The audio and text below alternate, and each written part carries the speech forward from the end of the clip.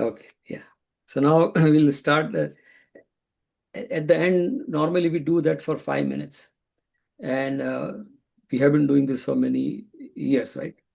But some people have joined in the middle. Some people uh, were not there from the beginning. And sometime, I mean, it's long time. I think long back, I talked about all this thing. So I have many of us do the whole sentence is wrong. Do meditation. Meditation is not to be done. Meditation happens, but because of the limitation of English language, we have to say meditation doing. But there is nothing doing in meditation. It's happening.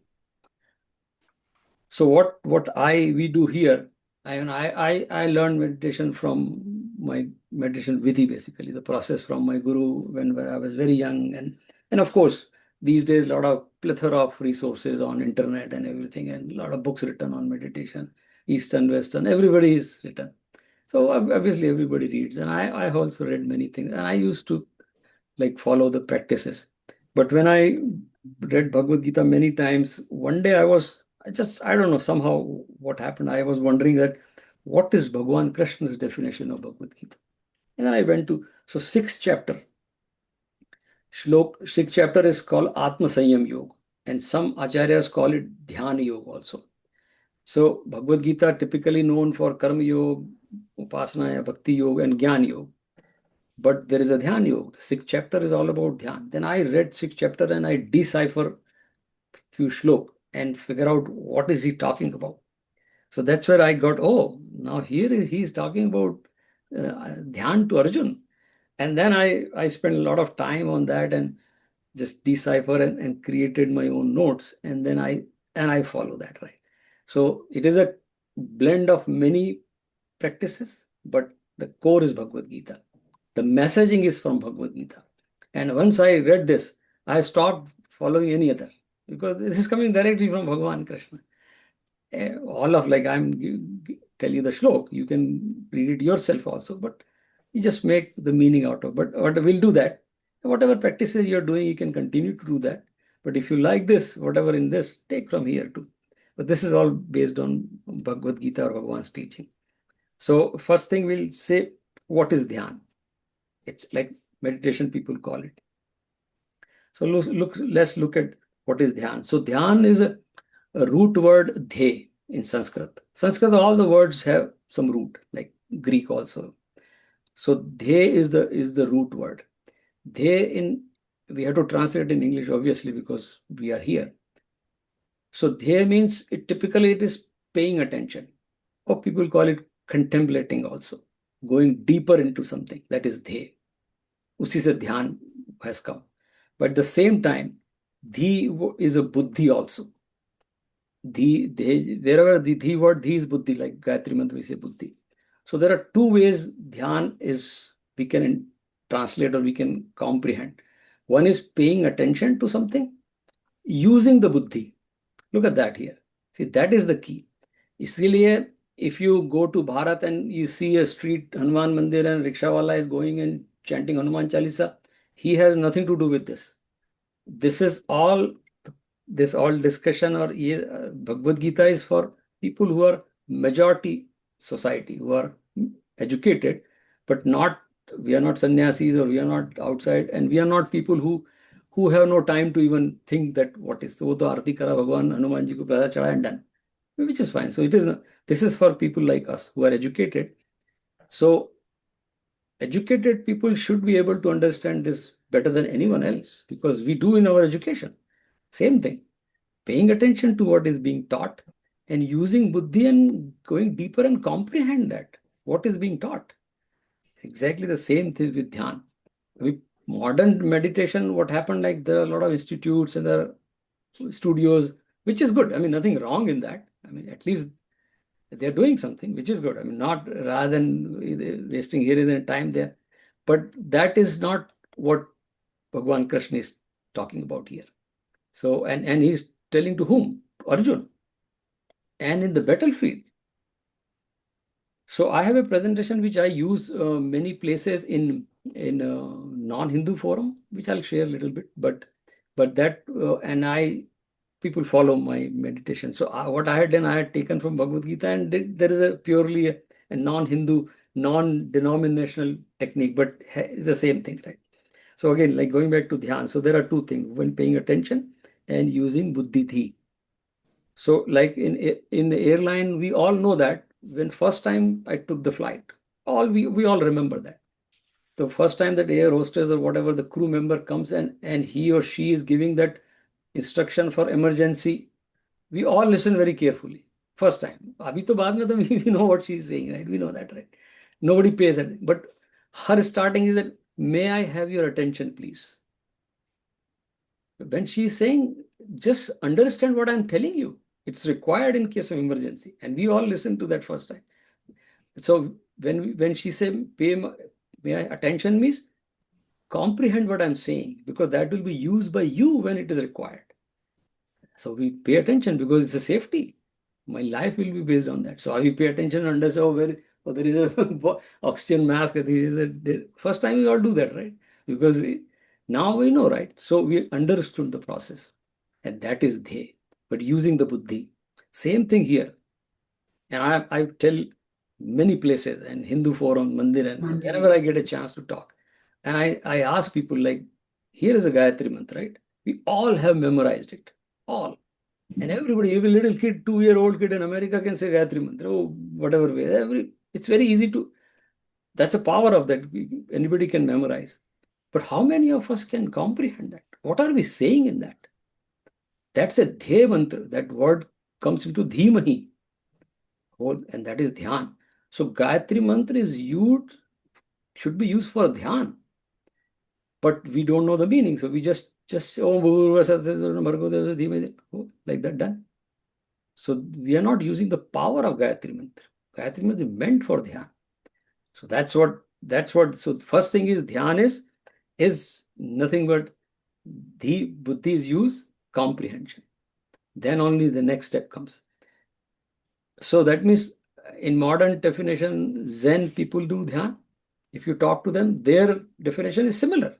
They say, be aware of the present moment with equanimity. That's Zen definition of Dhyan. Exactly the same thing. Be aware. You have to be aware of of the present moment. What a wonderful definition. Exactly what Bhagavan is saying. The first teaching started, 11th slok of second chapter. Bhagavan told Arjun, when we read sometimes, it's like, Ashochan vashocastam pragyavadansh bhashase gata soon agata soonch nanu shochanti pandita. The one which has gone and the one which has not yet come. Pandit doesn't spend time on that. Pandit means the Jnani people. So Jnani remains in the present. And that's what he's saying, Arjun. The present is the Yuddha, Dharma Yuddha. Exactly the same definition Zen give. But I'll tell you the simplest definition, which I love it. Right? All these are technical, which is good. We have to do that. The simplest definition is somebody else, Dhyan is nothing but Shanti. That's it. If I have Shanti, I am in Dhyan. There is no doing. It is all knowing. And Shanti is also, Shanti, there is no definition of Shanti. there is no, nobody has to write a paper on Shanti. Everybody knows Shanti. Everybody knows Shanti. Even little kid knows Shanti. So the one which I know, and I remain in that which I know, that is Dhyan. So if the moment I am Shant, I am in meditation. So if I am reading a novel or scientist doing a research in the laboratory, he or she is dipped into that. That's Dhyan. That's what we say. Little kids, when they play, making a Lego toy with Lego, look at the concentration of little kid. That's Dhyan. But we are talking in Adhyatmic term. So Adhyatmic term, we need to understand what is Shanti, because Shanti is Dhyan. And that is the reason all Hindu prayers, they start with Om. We talked about Om is Bhagavan's name in 17th chapter, Om Tat Sat. So start with Om and ends with Shanti, Shanti, Shanti. That's it. So the whole goal of, so Dhyan is nothing but a yatra from Om to Shanti. In between, Gayatri Mantra will come, maybe Hanuman Chalisa will come, doesn't matter. But the purpose was that our rishis or acharyas, that Start with Bhagwan's name. In between, whatever you do, understand. Even if it's Hanuman Chalisa or Mahamrityunjay or Om Namah Shivaya, doesn't matter, or just Ram. And then you get the Shanti. And that is Dhyan. I think so. So simple is that Dhyan is nothing but Shanti. That for a spiritual sadhak, right? Simplest definition. So there was a teacher, after explaining all this, whatever meditation classes होती, there is a very famous term that meditation gives peace of mind. Oh, internet पे search करें तो we can find. Everybody says meditation gives peace of mind. ध्यान से मन शांत होता है. It's like that. So Guruji said, oh, you got it all wrong. Bhagavad Gita also says, this is all wrong. ध्यान से मन शांत नहीं होता है. शांत मन से ध्यान होता है. That's the whole definition is reverse. You cannot, if there is no shant man, you can sit for meditation 6 hours. Aankh band karke, whatever technique people teach these days. I'm not against those. They'll teach some techniques. You can follow. But if there is no man shant, it doesn't matter. Only benefit will be your family members will be happy that at least 4 hours you are sitting quietly. They get the peace of mind. You may not get it, right? But so shant man se dhyan hota hai. And then the further is that शांत मन ही ध्यान होता है. That is the gist. अगर आप any time, like we see whenever sometime wonderful bhajan somebody is singing, and I like it. That's it. I'm in meditation. There is no separate thing to be done. हम सबको, we all have experienced that, right? कभी-कभी if you see sunrise or sunset without phone, we should just throw the phone when we look at the nature. We should just throw the phone somewhere else and just look at the nature. अभी हमारी आदत खराब हो गई. The moment we see something, the phone is come. There's no shanti there. Phone has taken over it. Just other look at sunset or sunrise. That's it. उस समय मन शांत हो जाता. That is dhyan. So that is what is dhyan? There's a definition of dhyan. Anyway, so why we do dhyan? A lot of these days, and in fact, our in session, one is, I mean, I'm not going to detail of that whole thing, but let me share my presentation quickly. I mean, we'll not go, we don't have time. This is my 1 hour presentation in many forums. I had done that, right? So let me share my screen. What happened here? I share. Okay, share. Let me know when you see this. See my screen? Okay. Yes.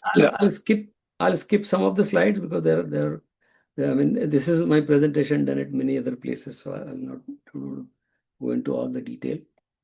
But yeah, basically this is one purpose we do that dhyan. Like these days, there are people like that. I mean, I have put some reason for that. So stress, anxiety, and depression. And see, this is all everybody knows, but I just summarize it. Like, what is stress? Stress is emotional response to perceived challenge. That's what Arjun had. When Arjun in the beginning, he said, can you put my chariot in front of the army? And Bhagwan put it there. He looked at it. He said, oh, here is my grandfather. Here is my uncle. Here is my relative. It's a challenge. And we in the life also, the moment we get the challenge, there is a stress. And the cortisol level go high. And it is said, which but he's expert in that. He's a psychiatric doctor, so he knows. But as it is said that once the cortisol level goes high, it stays for a couple of hours, even if that situation has changed. The situation was there, but that remains there. So that's a stress. We all get it. Arjun had that, right? Now the second, anxiety. Anxiety means about future. Imagining things. Arjun is imagining. Arjun is saying, oh, we don't know if they are going to be killed or we will be killed, and who's going to take over the Raj, and there'll be orphan children, all this kalpana. And Bhagavan says, what are you talking about?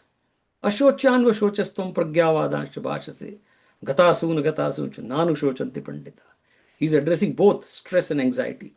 And Arjun said, actually, see, he says that sidantimam gatrani brahmati viche me mana kandiv sansrate. This is all the sign of depression.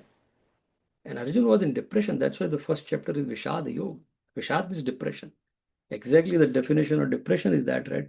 When anxiety and stress stay for longer time, it turns to depression.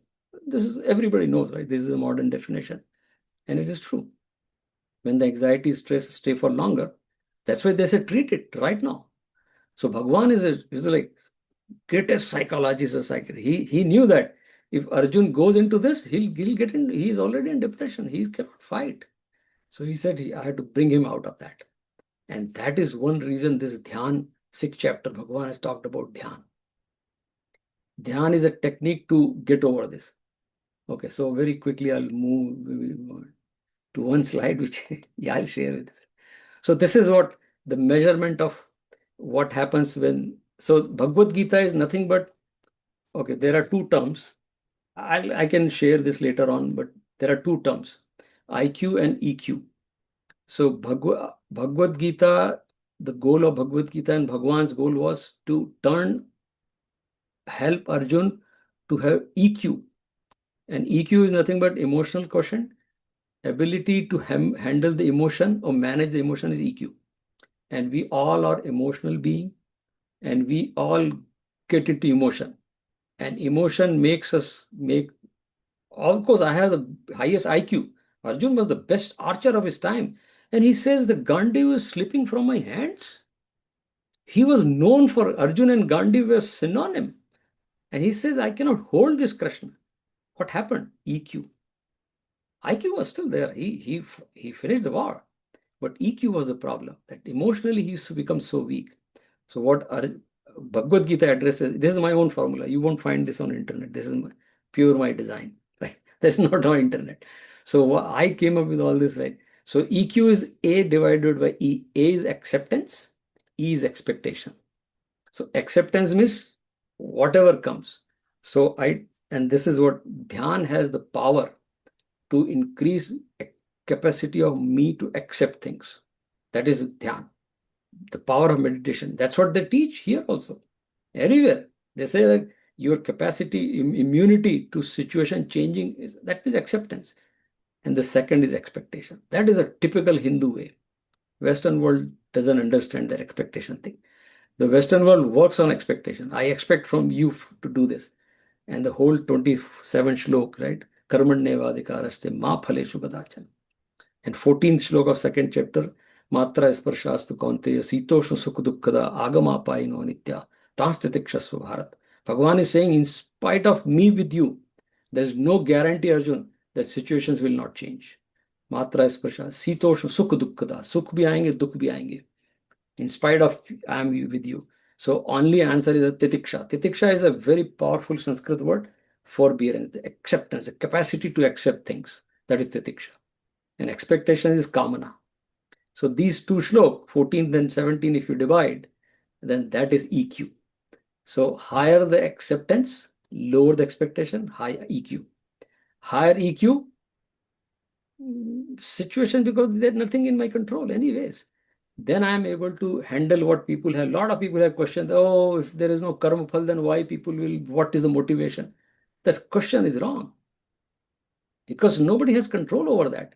If people answer that, we should not even answer that. A lot of people ask me, I said, there's no point. We can discuss 1 hour about that, but there's no point because nobody knows. Even nobody has in this world has able to convince that, oh, this is going to be the result. Nobody knows the result. It can be anywhere. So then why to waste time on that? So just reduce that kamana, the expectation. Anyway, you don't know. But acceptance we can increase by doing this. So the whole meditation, Dhyan, I don't know I can talk, it's a 1 hour discussion. But the last we'll talk in 1 minute and we'll go to the real practice. So benefit of meditation. So I talked about what is Dhyan. The Dhyan Vidhi will do that. But the third part is the benefit. So my simple thing is that a lot of people say, what are the benefits of meditation? And my thing is that the only benefit of meditation is that you forget about the benefit at all. The moment you have the mind, there is a benefit is always in an object, tangible thing. That is in time and space. Any benefit is in time and space. And anything in time and space is impermanent and temporary, according to the Bhagavad Gita and Vedanta. Anything in time and space. Even my parents, I mean, they had the date of, both are gone. I have their birth certificate and I have their death certificate with me. Everything is impermanent. So the one benefit you get meditation is you start forgetting about the benefit. There is no benefit in this. In fact, we will just go to meditation. One quick story, like Vivekananda had a lot of like financial problems. So ekbar, like, it is a very known story. Ramkrishna Paraman says, what happened, Naren? He said, a lot of family problems. Why? He said, okay, then why don't you go and ask, today morning you do the puja, to go to Ma and ask, she'll give you whatever you want money. Okay, then Vivekananda went there, did the puja, came back after, like, with a tear in his eyes and everything. So Paramans asked, what, did you ask for it? He said, no. Why? I forgot. When I'm standing in front of Ma doing puja, I just forgot about the whole world. The benefit is gone. The word benefit is gone. There is no benefit. The joy. Same thing Dhruv, when Dhruv did all tapas and then Bhagwan Narayan came and they asked Dhruv, now I'm very pleased. You got my darshan. And there is a rule, if you get my darshan, you get the vardhan. He said, no, I don't need anything. He said, no, you have to. That's the rule. If I come, vardhan. Dhruv says, okay, if you want to give something, give me that I don't need anything. मेरे को किसी चीज की इच्छा ही ना रहे. That is the benefit of meditation. So for us as Adhyatmic people, the benefit is that we don't look for any benefit. And that the day I get that is meditation. Anyway, so now let's go to the Vidhi. And we'll do that, but today we have enough time, like 15 minutes to do that. So Vidhi is, again, it's a method. So meditation, we don't do meditation. It's like, simple example is creating like germinating a seed and getting plant out of it. We have a soil, seed is good, the soil is good, proper temperature, water, and then plant will come out. You have a seed, you cannot do no power in this world. If you give the seed and they can take the plant out of it. You have to put seed in the soil, you have to give water, you have to wait, and then the plant will come out. Exactly the same process, meditation. There is nothing there's no magic here. The only thing I said in the beginning, understanding. People like us, we have to comprehend. Even if I am saying Ram, I need to know the meaning of Ram. Even if that's what our Shastra says, even you say Om, doesn't matter. We need to know the meaning of Om. If I can say Gayatri Mantra, best, but I need to know the exactly word by word meaning of Gayatri when I'm playing, and then that is meditation. So that's so again, the Vidhis, because same Patanjali has given the best, but Bhagavan Krishna is also 11 to 14 shlok in 6th chapter. He has given that. I have broken it down into detail, but exactly close to what Patanjali has said. So what is Vidhis? Our problem is, we have 5 senses. We call it Gyanendriya. And these 5 senses are created because we are created from Prakriti, which is outside world. So that's why we eat. The earth is within me, water is within me, all Panchatattva. They are within me and they're outside. That's why we say Purush and Prakriti, the whole Sankhya says. But here also, Bhagavad Gita also touched that, right? So the problem is that because of these senses are going always to the world and they are conditioned from the childhood. Nobody tells me very few kids will have opportunity to do dhyan and other thing, but most of the kids, कोई बताता नहीं है, सब ऐसे ही चल रहा है. ऐसे we are all grown up like that, right? Conditioned human beings. So we don't. So what happens, like, we are mostly working with the outside world through these senses, and the mind is behind these senses. Mind is the leader of these senses, but mind is not outside. Mind is inside. Everything comes through these senses inside the mind. I cannot have anything in mind unless I have eye. If there is a blind person born blind, you ask born blind person, think of moon. He or she cannot think of moon because he or she has not seen the moon. I know moon because through eyes, the image of moon is in my mind. So all these senses bring the world inside the mind. Moon is just example. The whole world has come. In my childhood, one of my friend did something wrong with me, or stolen my thing, or taken my thing, my bike. That is in my mind still, through that eye senses or whatever it is. So the goal here is, so now look at that. There are five senses. There is a man here, and we call it antahkaran, or like, say, let's say simple man. And then behind man is that atma, which we call it, Buddhists call it awareness, though some people call it atma. Some Western people don't even go there. They stop there. But for us, so behind that is atma, that sakshi chaitanya we call it, that awareness. Actually, my true self. That is my true self. Sanjay Mehta is my name. I am a short person. That's my upadhi. I am father. That is again upadhi. But upadhi given to the body-mind complex, not to the atma. Atma doesn't have any upadhi. So that's why we say we all as one atma, which is one paramatma, and that is no upadhi. And that level we are all same. Only the body-mind level we are. So the goal here is that, because the mind is always going outside through these senses. So stop these senses, and once mind stop going outside, so it's a process of negation. And the best is a reverse engineering, basically. We have to, we have so much of this in life, however, we have start doing that. So Patanjali has started from yam, niyam, asan, pranayam, pratyahar. So he's saying do first yam, niyam. So sitting in meditation, it's good. It's good. You can sit for 10 minutes and 4 hours, doesn't matter. But you won't get that anand. You won't get that shanti unless you go through yam, niyam, asan. You have to have healthy body too. If you have a lot of pain in the body, Rishi Muni, but once you reach there and you can have the pain, there's no problem. Then it's just a pain, not a suffering. But as long as we don't have that knowledge, pain and suffering are same for us, people like us. So with suffering, you cannot sit for dhyan. So Patanjali says you have to have healthy body. So that's why yam, niyam, asan, pranayam, pratyahara, dharana, and then dhyan it comes. So same thing Bhagavan says here. But Adi Guru Shankaracharya has given in wonderfully how do we do that, right?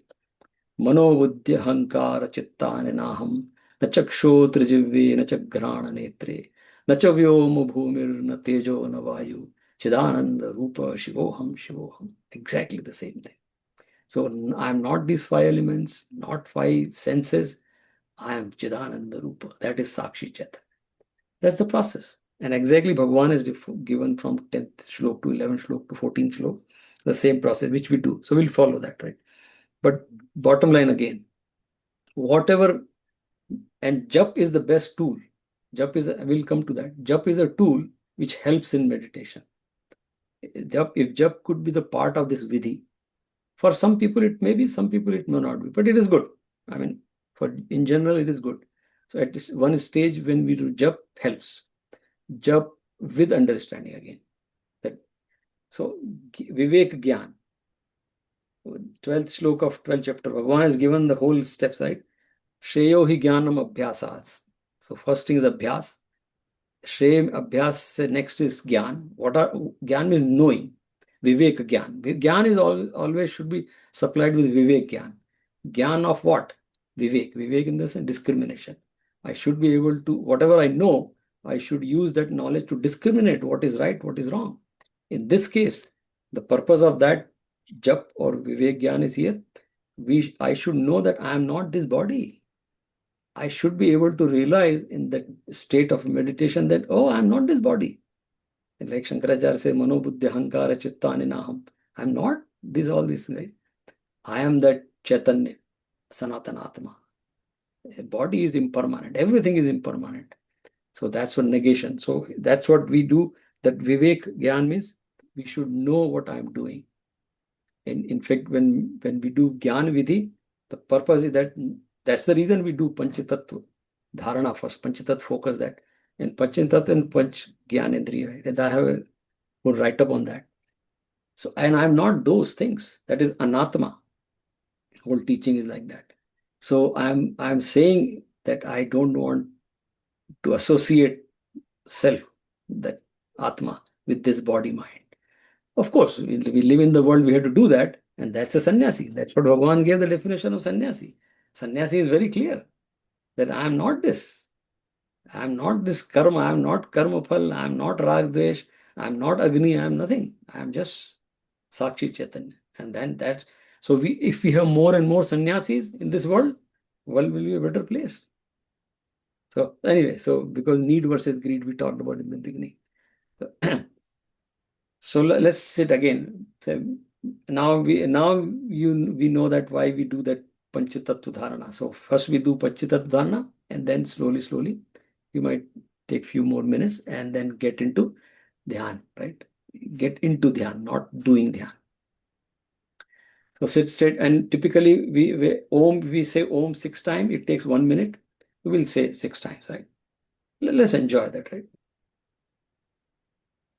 Oh, so again, technique, a lot of techniques, but simple is that take a deep breath, and then when exhale, say Om, right? Om.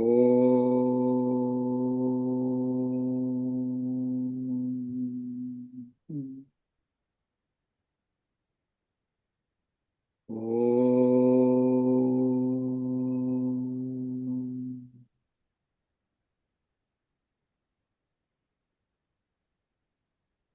Om.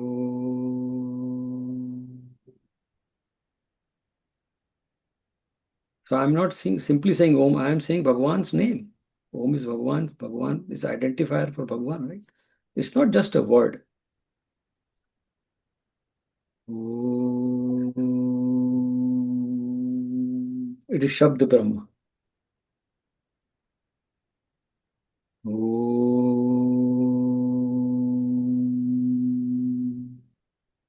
जैसे गुरु नानक जी से एक ओंकार सतना भगवान का नाम है. So once we said Om, the mind slowly calms down, and the whole vagus nerve gets stimulation, vagus nerve get active, and that sympathetic to parasympathetic nervous, all these neuros have accepted this, that it helps in that. Right? So now we have to just keep the focus on the tip of the nostril and think of Prithvi Tattva, because so the first grossest element is Prithvi, and we are made of Prithvi. And Prithvi is outside also or inside.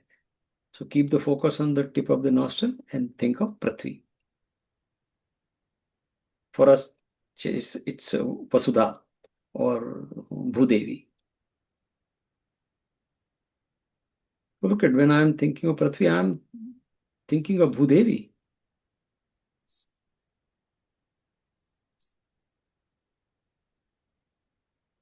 The next element is Jal. So just keep the focus on the tip of the nostril, because through that sense, tongue is a jivha. Through that Jal, we interact with Jal. So bring image of water fountain or anything, and then just keep the focus on tip of the tongue.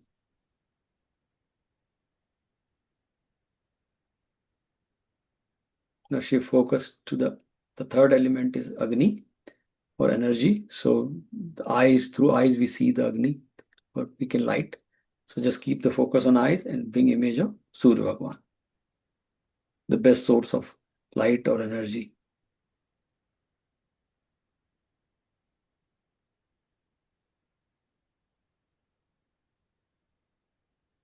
Now shift focus to the skin. Next element is Vayu. So shift focus to the skin and feel Vayu. And during the day, if you're doing it, sit outside, summertime, and just with open eyes, look at a leaf, which is maybe a few feet away from, and see the leaf is moving. That's the wind. And the same wind is in my skin. That's a chamatkar, right? That's Prabhu's Leela, right? The same wind which I don't see, but it is there. Same wind which is touching someone else, touching me. And we are all part of the same wind. That harmony with the nature.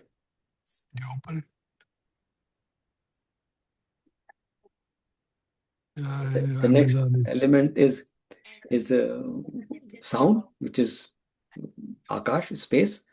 So space is all around me, space inside, outside. The only way I know is sound travels. So when you can hear distant sound, And that means the sound travels in a space, and then there is a space around me, inside also. So all these five elements are outside also, inside. Now Bhagavan says in 11th, 12th shlok also, same thing, that and Patanjali says the same thing, that I am not these five elements, I am not these. Shankara, Adiguru Shankaracharya is saying the same thing. Mano buddhi ahankara chittani naham.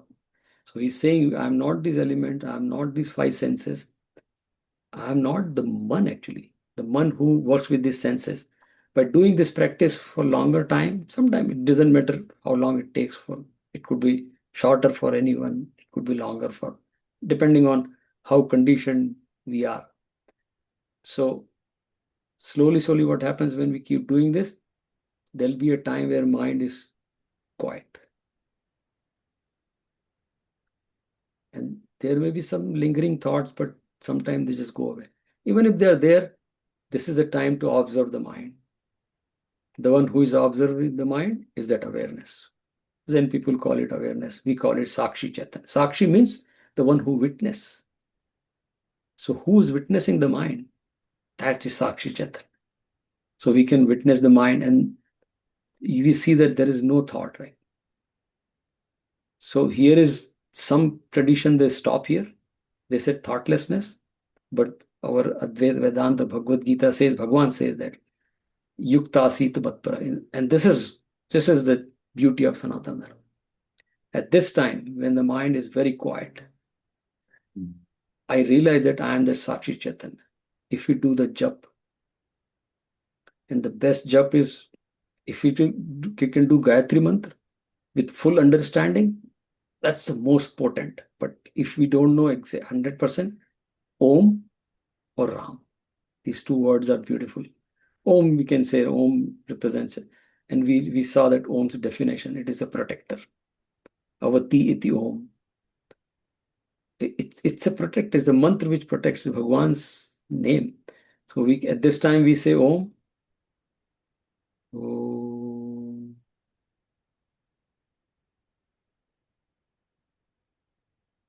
Om.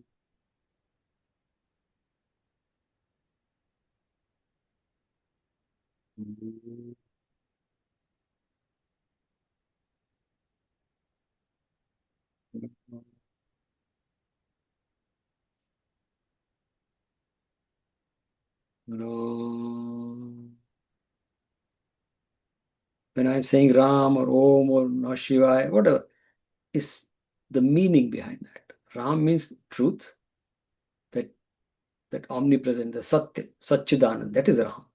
So I'm not just talking about the Dasharath Ram. It is Ram which is truth. Same thing, Om, which is protector, which is truth. So when we chant, we should just keep that in mind. And then Bhagavan says, Yukta Asita Matpara. Stay in this state as long as possible.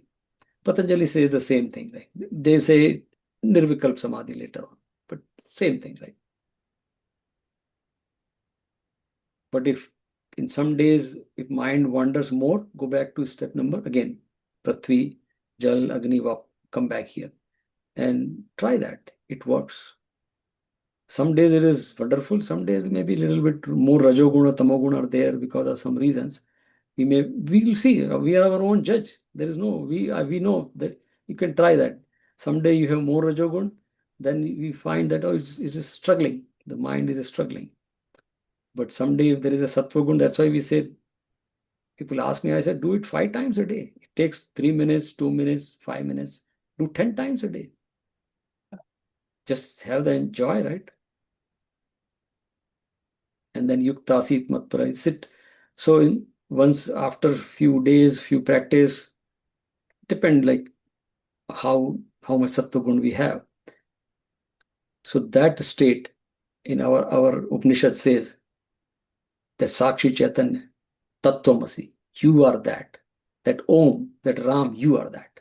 That's what the whole world comes, Tattvamasi. In fact, then our rishis goes beyond that. And it should come, that feeling should come within. It's not a statement. I should feel that, oh, I am that. So Rishi is saying, you are that. In the Sakshi Chaitanya, you are that Om Ram, you are Ram. That one day the feeling will come to, oh, Aham Brahmasmi, I am that. And that is the state where people call it samadhi or nirvana, or various names are given for that.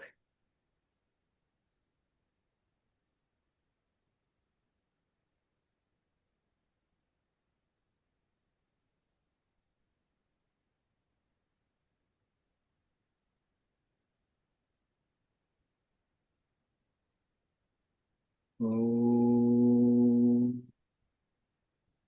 Shanti, Shanti, Shanti.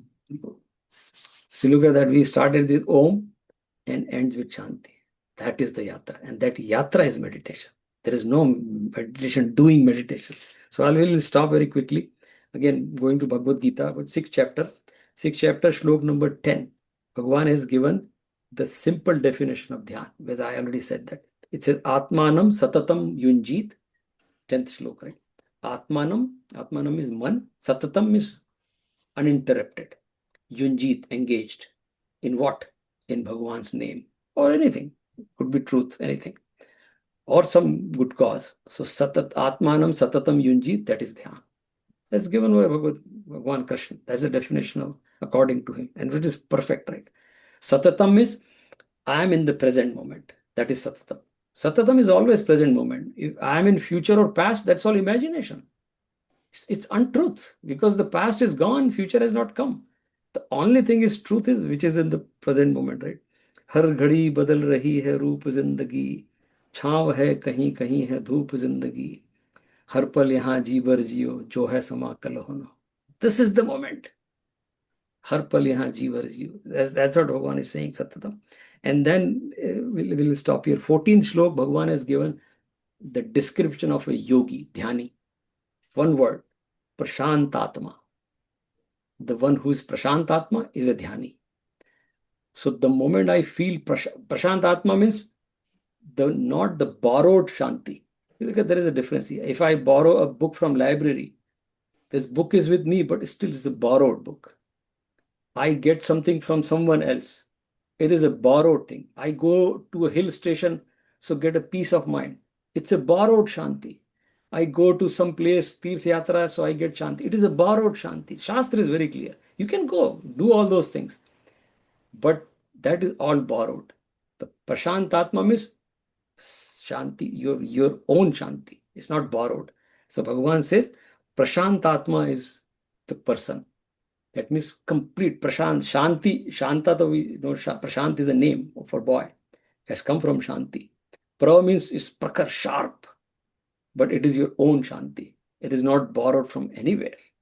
So when we are in Dhyan, so that's why I said Dhyan is nothing but Shanti.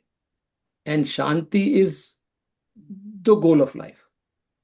Anyway, if somebody has to define goal of life, Bhagavad Gita doesn't care about goal of life.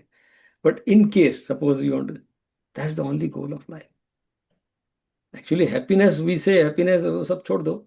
Shanti is Anand. So, and meditation provides the Shanti. And that is the reason it is so popular. And log alag tarike se karte hain, that's fine. But ultimately, everybody glimpse of that Shanti. So some people may not get it, but still, that's why it is so popular. And in fact, the Western people, non-Hindu, Abrahamic faith people had some resistance even now, but they cannot deny that. They try it. Yeah, it is, something is there. But for us, it is our heritage. For Hindus, it's in our genes, right? I feel personally, it is in our genes. It is our ancestors' tradition they have given, right? We don't get it, we don't use it properly. That's a different thing. So what happens, like the practice is that sannyasi, raga, dvesh. Yeah, I'll take a little extra minute, but I'll finish it. So raga, dvesh. So we have to overcome the raga, dvesh. The raga, dvesh जैसे जैसे कम होते हैं वैसे वैसे सत्व गुण बढ़ता जाता है, like सत्व गुण increases, and then the shanti becomes sahaj, and we can all practice ourselves. That's why we say do fasting, do navratri mein. The reason is that during those days, fasting and everything, those auspicious days, you have more shanti. And the purpose is not those days. Every day should be some same thing, right? If I have a pure life, I have no rag dvesh, no complaint with anyone, no fear of anything, that's the shanti, and that is dhyan. So we have to practice these things, but it is like that. So I'll stop here with just one quick anecdote. Gandhiji used to be in Aga Khan jail that time. He was one time arrested, and a lot of people, he was for 2 years or something. A lot of people used to come to see him in Aga Khan jail. And there was like whole day reporters and everything. And Gandhiji, charka varka, whatever he used to do, he used to do dhyan also. Kabhi kabhi unka time tha. So one time Meera went told Ba, and it's like a, not a kahani, it's a true thing. Why don't we, because a lot of people come here and he has prayer time, but people are sitting outside and chatting. So why don't we create a little hut? On Aga Khan, there is a big lawn. So Bapu can go there and do his dhyan, or he can do his shanti and come back here when he is finished. So there is an answer given by Kasturba ji, which is recorded. And she says, बापू को शांति के लिए कहीं जाना नहीं होता है, बापू जहां होते हैं शांति वहां आ जाती है. The person is talking to like 300 million people, and he says, I don't need any other place for shanti. That is prashanti. That is prashantat. My own shanti is not borrowed. So the purpose of meditation is to have that sahaj. People call it sahaj dhyan. बहुत सारे नाम है. The purpose of all that is that it should be your own. It's not a borrowed thing. Similarly, ज्ञान के लिए भी ज्ञान should be my own. I need to comprehend Gayatri Mantra on my own. Yeah, somebody can explain me, but I need to have the joy of Gayatri Mantra or chant of Om or chant of Ram. That is jap. So jap is very helpful in that. Anyway, so I think we'll stop here and then continue next time when we come with our sannyas yoga, with Bhagwan, or moksha sannyas yoga, right? So please continue to do whatever. And I have some document, if you want, I can share. So I'll stop here. Om Purnamadaha Purnamidam Purnat Purnamadachyate Purnasya Purnamadaya Purnamevavashishyate. Om Shanti Shanti Shanti. Holy Krishna Kanhaiya Lal ki Jai.